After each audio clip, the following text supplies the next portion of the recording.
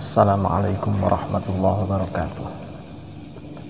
Para sahabat sekalian, di mana saja Anda berada, kembali kita ketemu pada kesempatan hari ini untuk membahas beberapa hal yang mungkin akan bermanfaat bagi kehidupan kita semua, khususnya kehidupan bermasyarakat.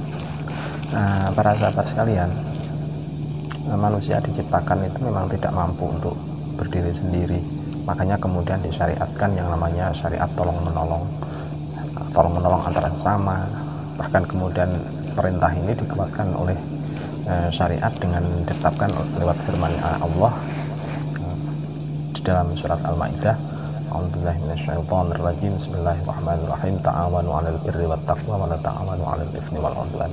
Intinya bahwasanya kita itu diperintah untuk tolong menolong dalam hal kebaikan dan tidak dan menjauhi tolong menolong dalam hal yang berbuat dosa dan permusuhan.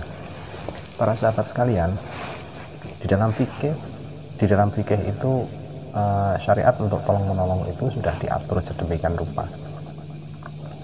Syariat itu dimulai dari pertama, tolong menolong dalam hal memang pertama kalinya hanya semata untuk mencari ridho Allah. Tolong menolong dalam kondisi seperti ini namanya adalah tabarruk. Tolong menolong seperti ini namanya tabarruk. Istilahnya semata-mata emang karena mengharap ridho Allah. Tapi kadang-kadang manusia itu karena kondisi yang dialaminya atau kondisi yang dimilikinya menjadikan dia itu tidak bisa untuk berlaku tabarruk. Tapi kadang-kadang dia itu harus tetap memandang, harus realistis dengan situasinya, sehingga dia mungkin hanya mampu menjamin. Misalkan ada dua orang yang sedang pergi ke pasar, sedang bertransaksi jual beli, terus kemudian uangnya kurang, terus kemudian temannya bilang, udah aja, sementara biar saya saja yang membayar, nanti kita urusan di rumah saja.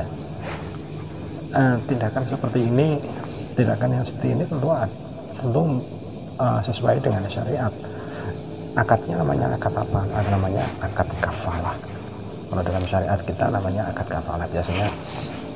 Jadi akad kafalah itu istilahnya praktek penjaminan atas risiko atau permasalahan yang ditanggung oleh pihak kedua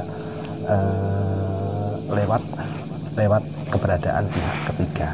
Nah, pihak ketiga ini dinamakan dengan kafil, sementara untuk pihak kedua yang ditanggung itu namanya, yang bermasalah langsung itu namanya asil. Memang kadang-kadang kalau dalam kehidupan kita namanya orang menghadapi risiko yang menyebabkan suatu kerugian, kadang-kadang memang ditanggung sendiri. Nah, ditanggung sendiri itu akadnya namanya akad doman. Jadi ada orang, misalkan saya merusakkan sesuatu milik orang lain, sehingga saya harus mengganti rugi. Nah, mengganti rugi yang saya perankan sendiri tadi akadnya namanya akad doman. Perbedaannya kalau dengan yang tadi, dengan yang biar saya saja yang menanggung, nanti kita urusan di rumah. Nah, dalam hal ini kalau yang menanggung pihak yang ketiga tadi itu dinamakan dengan istilah akad kafalah. Jadi Anda jangan bingung ya. Jadi kita jangan bingung apa itu yang dinamakan dengan akad kafalah, apa itu yang dinamakan dengan akad doman. Memang dalam akad kafalah itu terjadi pengalian risiko dari pihak kedua ke pihak yang ketiga. Pengalian risiko seperti ini namanya biasanya dikenal dengan istilah akad hawalah, akad hiwalah atau akad hawalah. Tapi kalau perjanjian antara pihak ketiga dengan pihak kedua, orang yang bermasalah langsung namanya pihak kedua, antara kafil dengan asil, maka akadnya seperti ini dinamakan dengan akad kafalah. Dan ini sudah dicontohkan di dalam nas syariat kita. Demikian sedikit